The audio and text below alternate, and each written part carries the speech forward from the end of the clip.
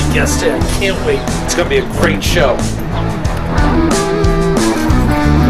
Can't wait. I'm so excited for this show. Craig Berry Experience is going to rule. Are you ready for the Craig Berry Experience on New Day Talk Radio, where every day's a new day? Hi, you're just in time to watch the Craig Berry Experience. Enjoy the show. Well, hello everybody and welcome to the Craig Berry Experience. Guess who I am? That's right, it's me, Craig Berry. Happy Saturday, everybody. Happy Armed Forces Day for the United States Armed Forces. That's where Lynette is today.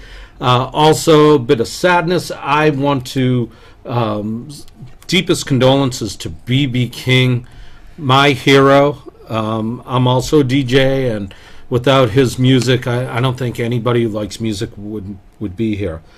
All right, enough of the sad stuff. On to the happy stuff. Today we have a great guest, and I am really, really excited to have this gentleman on. His name is Wei Houng. He is the owner of the Six Figure Academy.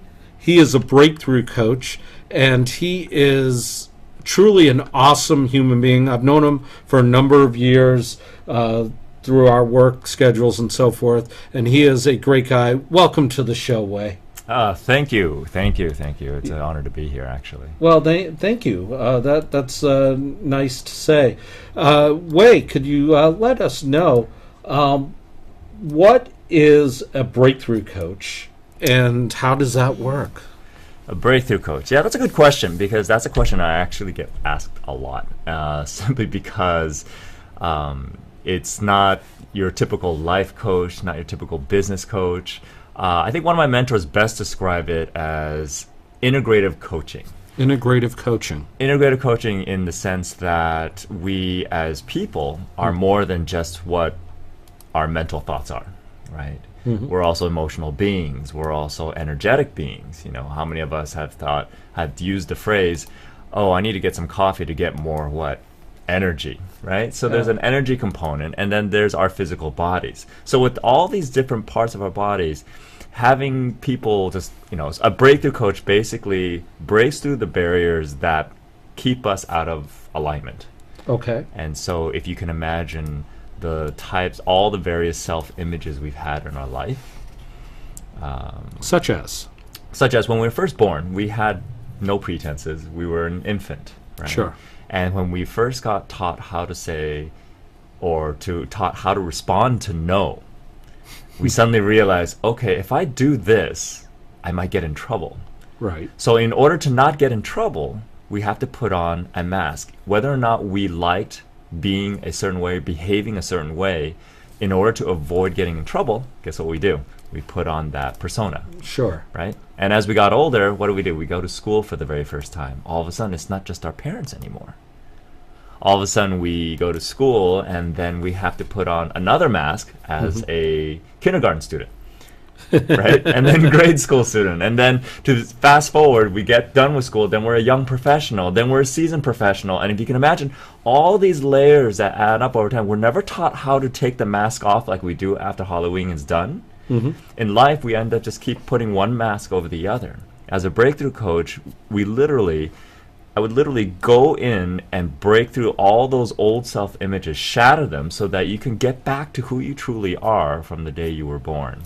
So, in other words, we're an onion.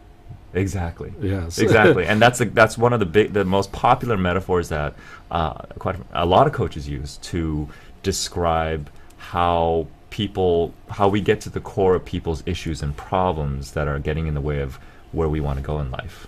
Okay. Yeah. So one of the problems that I seem to have, and maybe you could read right through this. Sure. I become very insecure when I am lacking finances that somebody at my age should have. How do I not think of that 24 hours a day? Well, what you mentioned there is not an uncommon thing. Okay. It's actually a very popular problem. I mean, in fact, if it's so popular, they should probably make a whole entire a magazine just to talk about that. Okay. What that is there's a lot of different layers that come into play right there when you're in just what you said. Okay. When you started off talking about, you get a little insecure when you are dealing with financial issues. Sure. Okay. Just that piece alone in what you said, because I work in neurolinguistics, energetics, and a variety of different modalities, and combine them all into one to create the change that I do for my clients. So from the languaging that you just said to me, right, the insecurity around money, a lot of it stems from value elicitation, in terms of understanding the value of what it is that you bring to the table in your job, in your work, in your relationships, in your physical being. What happens is that as time goes on, we start to develop ingrained habits that keep us from being able to truly stand and recognize what our worth is. So that insecurity piece comes from that. Then there's another layer that you mentioned later on, which was about compared to other people my age. Yes. Right? And that comes from a almost like a societal cultural thing, that in order for us to be what's the word? The best way is to describe this. In order for us to justify our existence, so to speak, we need to compare ourselves to others around us instead of recognizing our unique genius of who we are. I think that's very interesting that a lot of us do it. I'm positive I'm not the only person in the world who does this. You're absolutely right. Right. I mean, I'm not the most unique individual in the world. Anyways, I don't think any of us are. I think we're unique in our own way, but I think that none of us are original. Right. We can't be, because originality is too arbitrary. Okay. In a philosophical sense. Yeah. I'm curious about that. Originality is arbitrary. Yes. I'm curious about that. Yeah, if you can explain that more to me, I'm. Oh, actually, great. Yeah, great. Well, we all have certain thoughts, certain actions, certain movements, and the way I look at it, it was original when we were in biblical times, I guess, with Adam and Eve. And then it became less original next generation and further. And now all these generations before, I think everybody has seen that and done that for the most part. Okay. But technology kind of steers us to more originality, because that's changing every day. But, I mean, our thoughts, I think they're all arbitrary. Yeah. I think one way to... And I think that's part of the unique nature of every being. I would have like 5 different depression clients come in, right? Or people who are entrepreneurs who deal with depression per se. Right. Okay. And all the symptomologies for all these people who are suffering from depression may look exactly the same. But then, as you said, if we peel the layer back and look at what is the root cause or the reason behind these symptomologies of depression, you will find that each and every single individual has a different reason of why they're depressed. Each person has a different reason of why they're depressed. Because one could be stemmed from their upbringing. Another could be stemmed from a relationship they dealt with in the past. Another could be completely, culturally passed down. And then it just culminated into how we physically exhibit the symptoms as depression. That's unbelievable. I mean, I took 4 years in college of psychology courses. Awesome. I minored in psychology, and I kind of consider myself a disciple of Carl Jung. Yeah. Jung, in a way. Yeah. And Freud, because I'm a pervert, but that's besides. But one thing you don't model off certain people, right? And right. You model it anyway. Right. Exactly. Again, and I have no filters, but that's. I appreciate that. Yeah, no problem. But you just summed up why I was a psych minor. In what, 20 words? How's that? Thank you. Thank you. Now, obviously, you've taken extensive psychology courses. Well, the funny thing is, I actually went to school at UCLA for computer science and engineering. Right. My favorite class, however, was psych. it was the first psych I had to take, the only psych class I had to take. From there, my fascination with the unconscious mind and how the mind works and how it runs and governs our body actually stemmed from even before that. I remember very clearly in junior high, my teacher assigned everybody in the class to pick a topic to do a report on. And so I actually ended up picking hypnosis and mesmerism, which is an exploration of the power of the unconscious mind. Right. I've heard of that. Yeah. Yes. And hypnosis, all that really is really exploring the subconscious behavior of man and how we can leverage that power to help make our lives better. When I was younger, I used a lot of it just for self-healing and to be able to kind of handle the struggles of adolescence. And I'm 47. I'm still going through those same struggles. And the nice thing about that is that if we never let ourselves grow up, we actually stay truer to our form of who we are. Exactly. Which is kind of awesome. Folks, if you would love to call in and talk to Wei about this is so fascinating. Any way the mind works is really cool and fascinating. Number is 213-984-1481, 213-984-1481. We will get you on the air. There is no screener. I will say, try to keep it clean, even though it's internet radio. Try to keep it clean. And I don't want to hear any Baba Booey crap, okay? Even though I love Howard, it's one of those things. So that's the only thing I ask. Other than that, ground rules are open. So, awesome. Wait, the Six Figure Academy. Yeah. What a great title. Yeah. Please explain. The Six Figure Academy. It's funny because it never fails. I go to a lot of networking events. You and I share a couple of platforms that we go to all the time, so we see each other on a regular basis. Right, and of course you know Amy. Yes. I know your wife. And the interesting thing is, it never fails that sooner or later somebody will say, "Well, six figure doesn't really ever get you anything in today's economy. You can't really live off six figures." I could. Yeah, right. And the interesting thing, I used to get thrown with that, and I was like, "Oh, yeah, you're probably right," and then it would just throw me off my rocker. So it would completely kind of throw me off base for the rest of that networking event. What I've come to realize is that one day I finally asked a question. I said, "I have a question for you," to the person that said that same phrase, that, "Oh, six figures doesn't really get you anything." And I asked them, "Are you making six figures now?" And they looked at me and they said, "Well, no." But I said, "And how is that belief system, or how is that playing into you believing that six figures won't get you anything? And how is that keeping you from actually making six figures?" The Six Figure Academy is more of a metaphorical representation of what six figures is. When we first came out of school, one of the first milestones in financial gain was, I need to make six figures soon, right? I would love to make six figures. I mean, there was time in the early 90s when people were coming out during the dot-com boom making six figures off the bat, right? And that was like the greatest thing, and that's probably why my dad chose my major to put me in engineering, because that's what it was back in the 90s. Sure. Now the story's a little bit different. So why does that metaphorical representation is now changing? So, well, six figures can't really buy you anything.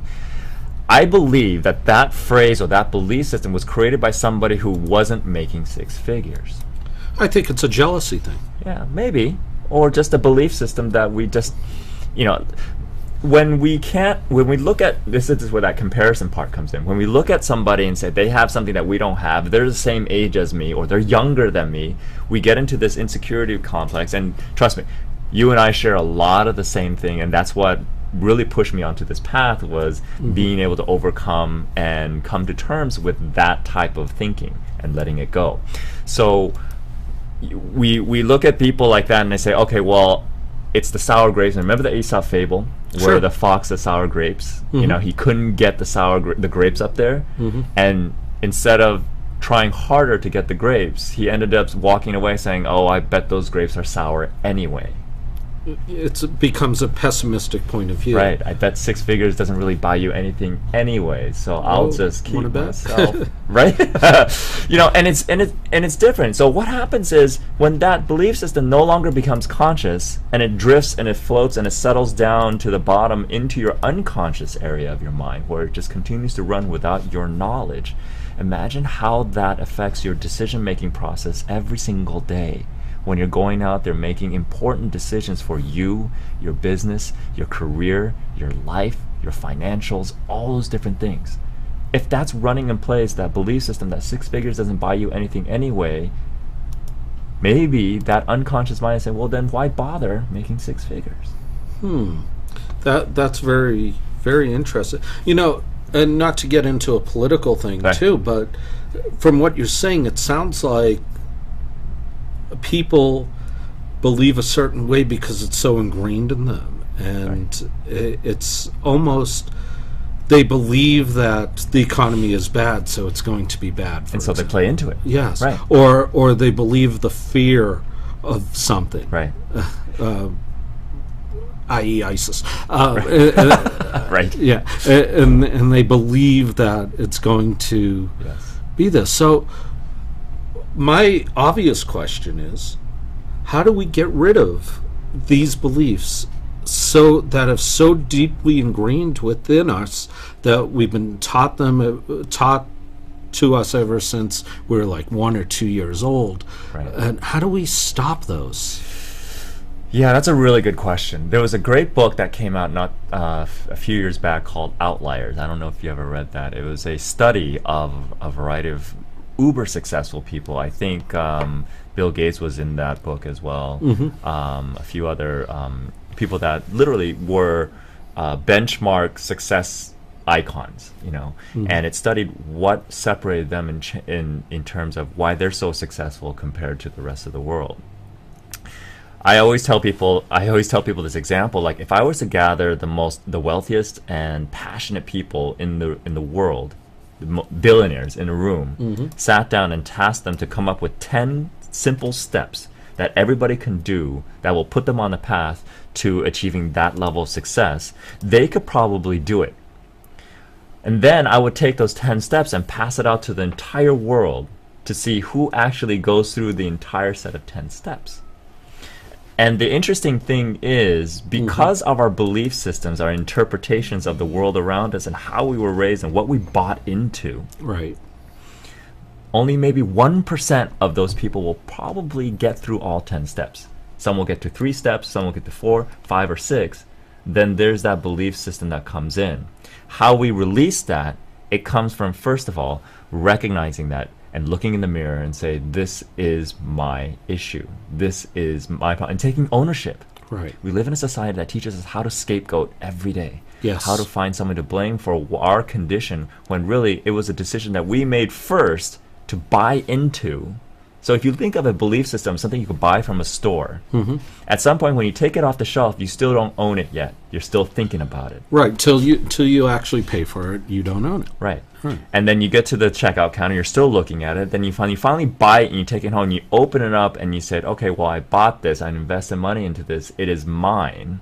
You've all of a sudden, you've just bought into a new belief system. How cool is that? Yeah. And it's that simplistic. It's that simplistic. I mean, just like something that we buy from the store, we buy our beliefs in almost the exact same way. Thing is, because the complexity of the mind, it becomes unconscious after a while. Right. Because just like a new habit in the beginning, it's hard to put a new habit together because it's a conscious action to make a new habit. But once it's a habit, just like driving, you don't really think about, okay, now I want to put 10% pressure on the gas pedal. I want to turn the 80-20, holding position, right? Or no, the 10-30, 10 o'clock, 2 o'clock? Something like that. Yeah. Whatever it was. See, I've been driving for 30 years. Exactly. It's all unconscious now. We don't even know it anymore. But remember when we first learned how to drive, we were so conscious about how we had to do everything right. And in turn, we were very, very nervous and not relaxing ourselves to make sure it's done right. Yeah, it's like birth. It's not the most pleasant experience in the world. And when we finally get comfortable in that space, we don't want to go back and realize that in order for us to make that same change, we have to be willing to go back to that birthing stage again. Excellent. To let it go. Excellent. Yeah. You know, and that's easier said than done for me. I have a Jewish mother. Yeah.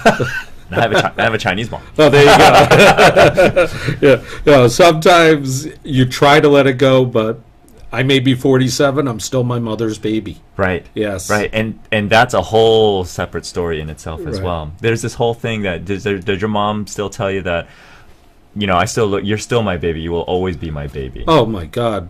Every single day. Right. And I love my mom. She's great, but... Yeah.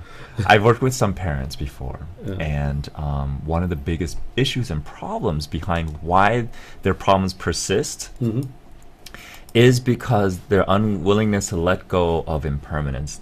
The fact that you're not a kid anymore forces her to go back in time to still refer to you as a child, and then parents then forget to be in the moment with their adult children to empower them to be able to continue to grow. Right. They are, in fact, almost in an indirect way, anchoring their children from growth by saying, oh, you will always be my baby. And emotionally for them, it shields them from seeing their children for the adults they truly are and what they blossomed into.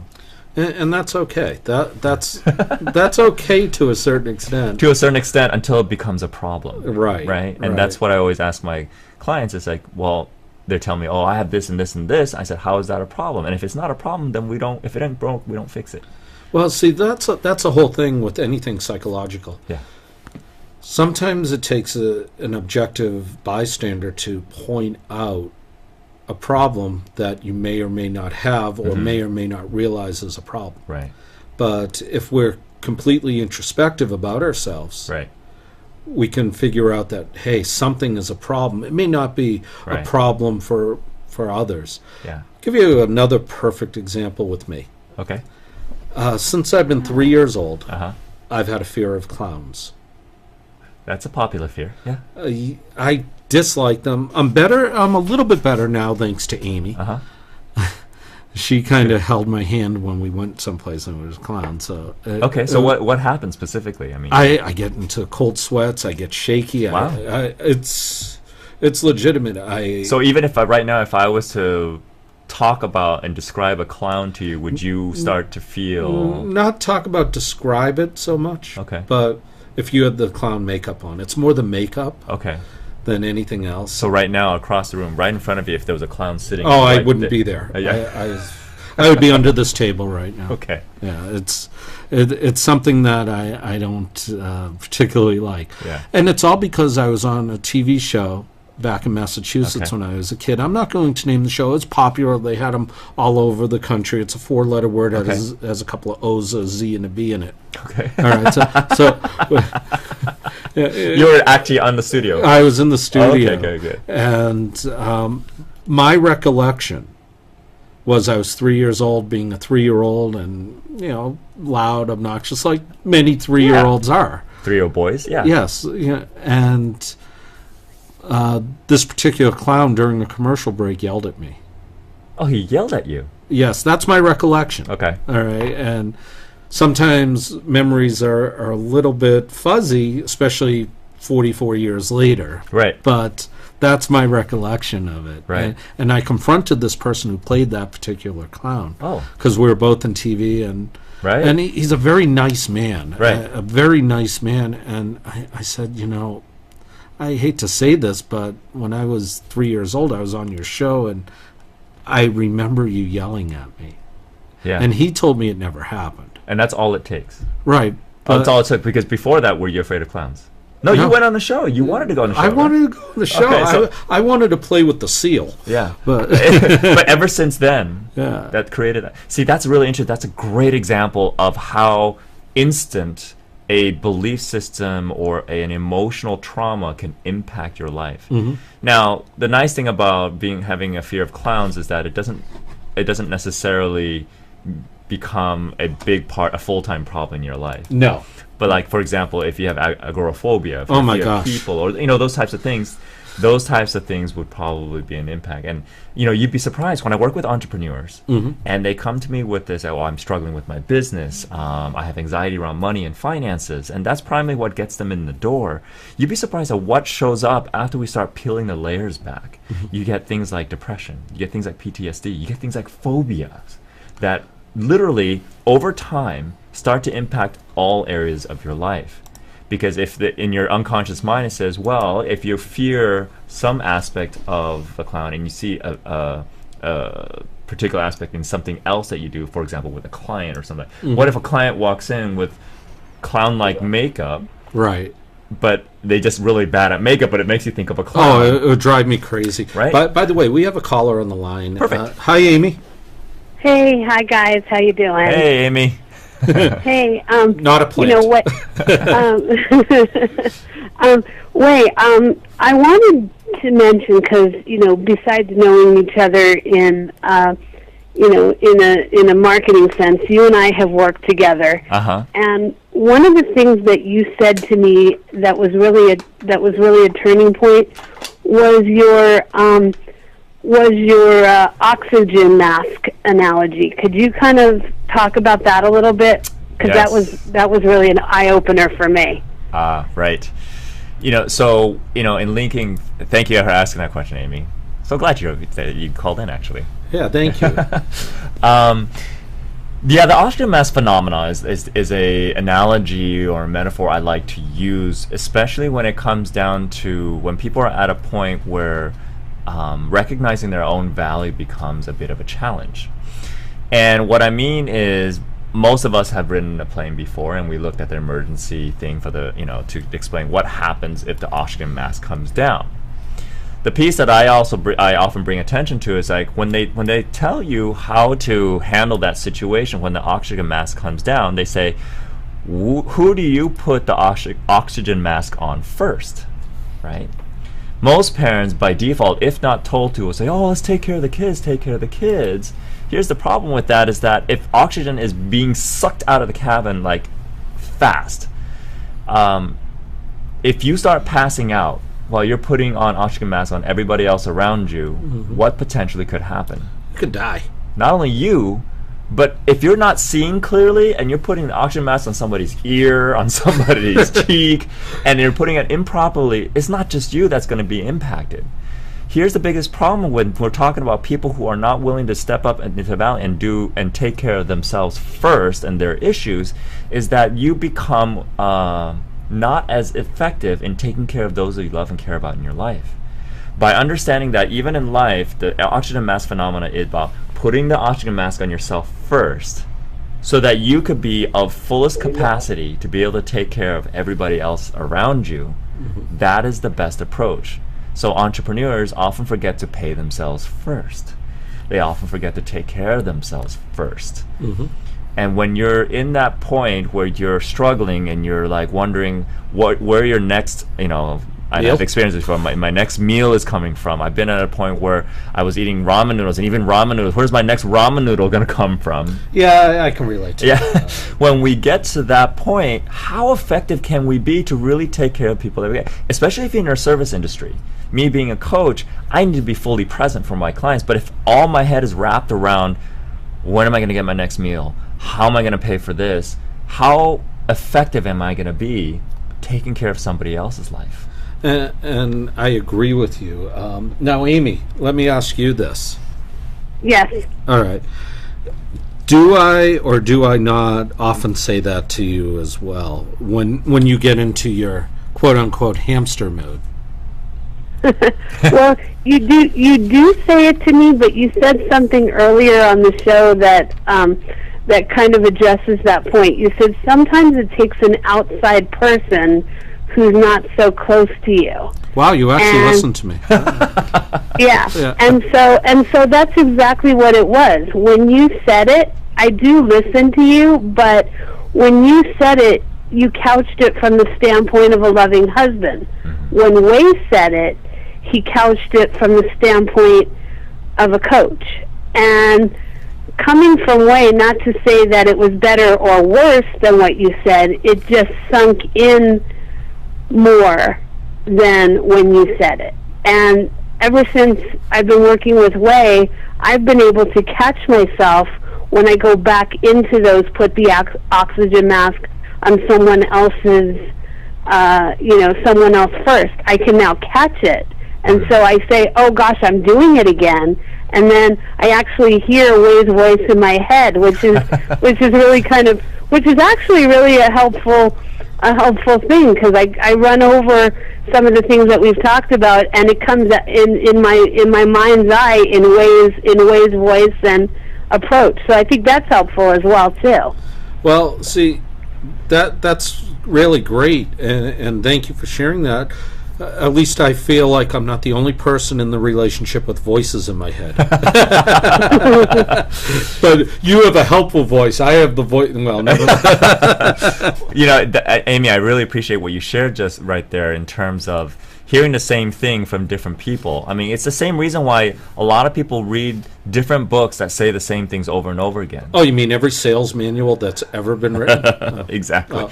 Because there's going to be one book that's going to resonate with you more than any other book, even though it's saying the same thing. The Secret. Right?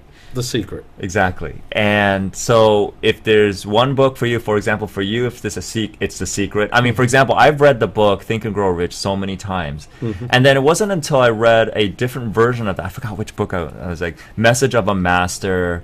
There's also another book, A Powerful Engagement by Jim Rohn, which is a phenomenal book, a game changer for many people that I recommend that too. It wasn't until I read those books, which were deviations from the original scriptures, if you will, I want to call it, of Think and Grow Rich by Napoleon Hill, that it finally hit what the concepts that Napoleon Hill was talking about in terms of creating prosperity, abundance, and wealth in your life. And I think people are the same way. You're right also when there's an emotional bond that's deeper than what I would share with Amy and what you share with Amy. Sure. It tends to get a little bit foggier when concepts of, because it's called role playing, right? Right. So if she's looking at you as a loving husband and you're giving her messages as a coach would, the roles are a mismatch. Okay. And that's all that is. It's not because what you're telling is not saying to her is not of value or anything. She's looking at you as a loving husband versus a teacher or a guide or a mentor. And that brings me to my next question. Yeah. How does one switch those roles to be more effective? It's actually quite simple, especially for people who work together. Mm-hmm. I've worked with couples who are married and they run their own business together. Mm-hmm. And sometimes when they have conversations, they get into arguments, not because they have the intention of fighting, it's because there's an unclear role playing that's going on. The wife is now talking to the husband, but the husband is still holding on to the mask of the business person. And it's as simple as asking the question, who am I talking to right now? Am I talking to Barry, the mentor or the talk show host, or am I talking to Barry, my husband? Mm-hmm. Right? Yeah. And same thing is when you're asking, when you're talking to Amy, you say, am I talking to Amy, my wife, or am I talking to Amy, the entrepreneur right now? It's as simple as that. Just so many relationships can actually be saved simply by identifying what role the other person is in that moment. Right. Now, Amy, let me ask you this last question before we have to let you go. Sure. All right. Do you think that when I ask you something about I care for your loved one, that it is in a role of a loving husband, a person who wants to learn more about your business, or someone who's talking to an entrepreneur? Well, it depends on the atmosphere of the conversation. If we're at home and we're talking about personal things, and then all of a sudden you bring in, well, with I care for your loved one, I think you should market this way. I'm just using that as an example. Mm-hmm. It feels like, well, now here's my husband talking to me, and it feels like the husband role. But like, let's say we're in a marketing, we're in a marketing event, and you say to me, hey, there's there's a person over there that I think you should talk to. I talk to them a little bit about what you do, go over and talk to them, then it's another, you're talking to me in an entrepreneurial standpoint. Okay. Does that make sense? It does. Does it make sense? It does. Yeah. Amy, do you have any more questions for Wei? It's not a question, Wei. It's actually a comment. The process that you gave me about, getting more clientele, that three-step process that you gave me, I've been using it and it's been working. So awesome. My point of saying that is the fact that you said it really is, you can give somebody the tools or the steps, but it really is a matter of them taking the action. Right. Because if we don't take the action, it isn't going to happen. So not only do you give great help, but I think when your clients are ready to really work the program, that's when it works.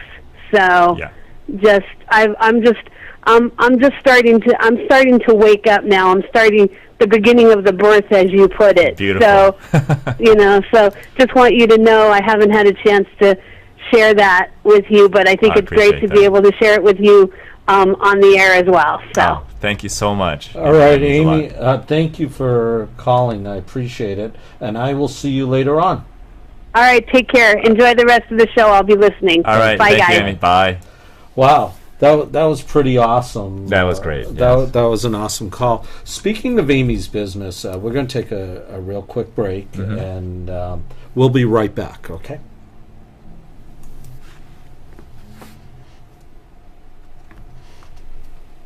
I Care for Your Loved One Compassionate Senior Services provides the following services: senior companionship, transportation, errands, assistance with activities of daily living, meal preparation, medication reminders, bathing assistance, respite care, personal compassionate care through our friendly, adaptable, and fun-loving caregivers. Through our compassionate care, we are able to help our clients feel like they have all the comforts of home, whether they live at home or are in an assisted living situation. We treat our clients like they're our own family. If you're searching for truly compassionate care, please call area code 310-489-9111. Again, that phone number is area code 310-489-9111. You may also visit us on the web at www.icareforyourlovedone.com. I Care for Your Loved One Compassionate Senior Service, we put the compassion back in caregiving while making the process of aging a little less scary. All right, and we are back. Wow, so far this show has flown. We have 10 minutes left, Wei. Oh, wow. Yeah. We are here with Wei Houng, the owner of the Six Figure Academy and a breakthrough coach. And I'll tell you, I am honored to have you as a guest on our show. Thank you. This has been so wonderful. So, Wei, let the audience know how they can get in touch with you. That will be very helpful. Yeah, there's actually a variety of ways to engage with us at the Six Figure Academy.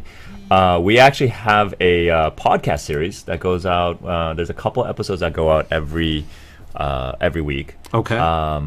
How can they get onto and that? They can go to iTunes. Okay. And they can look for Six Figure Bites, BYTES. Okay. And I decided to create this podcast as a way to create bite-sized pieces so it's not overwhelming. Because if you can imagine, some of the concepts that I talk about can completely paralyze somebody into their thinking, because it just blows the paradigm of how success is truly created in our lives. Right. So I just do it in bite-sized pieces, anywhere from 6 to 12 minutes or something like that. Nice. And we're also on Facebook. But I think what I want to do for your audience here, for anybody who hears this, is that if they do want to get more information, they are more than welcome to reach out to me, and I'll give them a free 30-minute six-figure strategy session. Great. Can they reach you at your website? Yeah, they can reach me at the website. That's the 6figureacademy.com, and or they can call me. I think you have the number right there, right? Yeah, I do. Gee, how does that work? That's magic. But that's the number right there. What is it? 888-848-0289. And if it extension 701, it goes to me directly. Yes, as I found out. Yeah. It works out very well. Yeah. I think that we are lucky to have somebody like you, because as a society, we're always caught up in everything but nothing at all. Yeah, much ado about nothing. Yes, we are completely Shakespearean actors in a comedy of Shakespeare that turns out to be a tragedy. Right. Yes. So. Yeah. No, I agree. And one of my biggest long-term visions, because I always encourage my entrepreneur clients to have both a vision and a mission. Your mission is your day-to-day kind of motivational piece, your commitment is why you run your business. But the vision is your long-term play, why you wake up every single day. And my biggest vision is to be able to inspire evolutionary change in humanity by increasing self-awareness and drawing out the essence of who they are and their unique genius from the inside out. Wow. And that's really what I'm positioning myself here to do with the Six Figure Academy, my Worldwide Empowerment Inspiration Corporation, my digital marketing company, and all those things that I do. It's under that umbrella of being able to achieve that vision.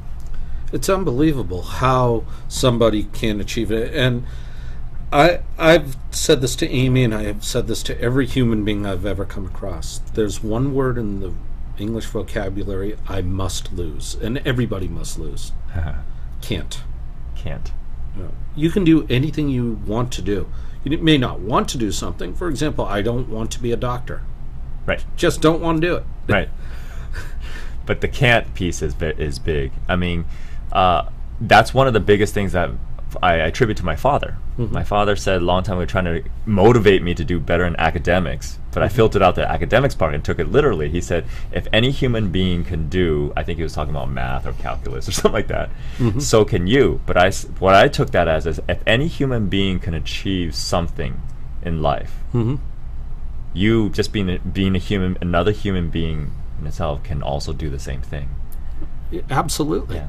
And I think it doesn't have to be this grandiose achievement. It can be something that's not so big, but it's huge for you. For example, with me personally, I never ever thought I was going to get married.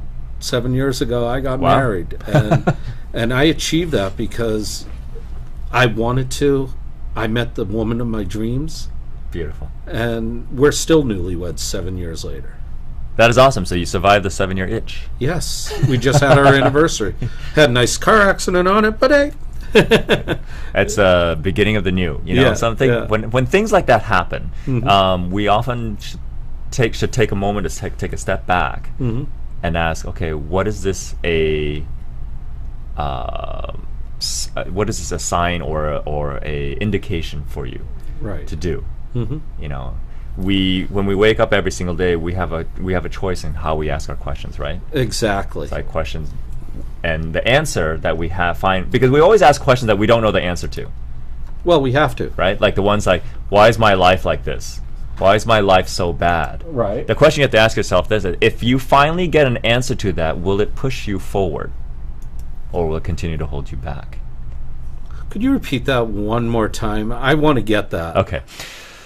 I did a podcast recently about why problems persist and exist. And one of the reasons why is because we are asking ourselves the wrong questions on a day-to-day basis. A lot of times people ask, why me? Remember Mad Magazine? Why me, right? Yeah. But that was like a pessimistic approach or a view on life, or kind of a satirical look on life, which is, why are these problems happening to me? That's a great question. Now, the question I have for you is, if someone gives you the answer why this is happening, is that answer going to be poised to push you forward in life, or is it going to continue to justify you having these problems? Wow. Right? Wow. I'm going to answer it this way. Do you want to push forward in life, or do you want to justify the same problems that you've had. Right. That's what it's all about. Right. So one of the easiest questions that you can ask when you first wake up in the morning is ask yourself this, that you don't have to have the answer to. How can I make today the best day ever? How can I make today the greatest day ever in my life? And 95% of the time I do. And I think the past week has been really weird on me. I'm never a depressed person, or hardly ever. And this whole week, I don't know what it was. I've been bluer than blue. Oh, God, a bad song. Blue on blue? Yeah. No, I've just been, I don't know, I've been feeling sorry for myself, and I hate that feeling. Well, you know, we are human. Really? Yeah. I'm a Wookiee. I'm a Wookiee. Oh, okay. Well, most humans are subject to emotional cycles. Okay, and that's normal. What we make the mistake of doing is that when we do, what makes a problem or depression or depressive state persist is when we continue to beat ourselves up for having it. Okay. When we stop and we embrace ourselves for being human and loving ourselves for being able to have this wide spectrum of emotional response, that's when we're able to break the cycle and start to grow as a human being and say, hey, that's okay. That's a problem that I have, and that's a deeper problem that I have for myself. I do not know how to give myself a break. I know this. Yeah. It's completely conscious of me. And I've been putting myself through this, and I know why.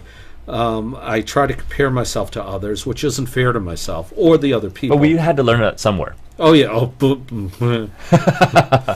And when we get to the core of where we learned it, and we're able to release the emotional piece that was attached to it when we were younger, we can actually let that go. See, problems don't exist for logical reasons. They exist for illogical reasons. It doesn't make sense. And because we're such linear thinkers, or we're trained to be so in the world that we live in, every time we try to logically solve a problem that exists in our lives, it won't work because the problems don't get resolved logically. So how do we resolve these problems thinking in a logical The best way to describe it is the example that I use about 1 + 1 = what? 2. 2. Problem solved. No longer a problem. Right. Correct? Correct. But I guarantee you there's a kid in school right now that you can go to and say, what's 1 + 1? The teacher will ask 1 + 1 and the kid will freeze. Why? Because he answered a question wrong before, because it seemed too easy, and he answered it wrong, and he got in trouble, and the kids laughed at him. Or maybe he was in the playground, and he said 1 + 1, and I said, it's 11, stupid. And then the kids were laughing at him. So he's traumatized around a simple problem called 1 + 1. So we have trauma, we have negative beliefs, we have fear, we have all these things all of a sudden wrapping itself around this problem. Then the unconscious mind steps in and says, we need to protect you. You're better off not answering this question because the teacher will just then skip you and ask somebody else, and that's okay. You can go to the back of the room now. So what happens then, the kid says, this is cool, I didn't get into trouble, but that 1 + 1 never gets solved, and now becomes a strategy.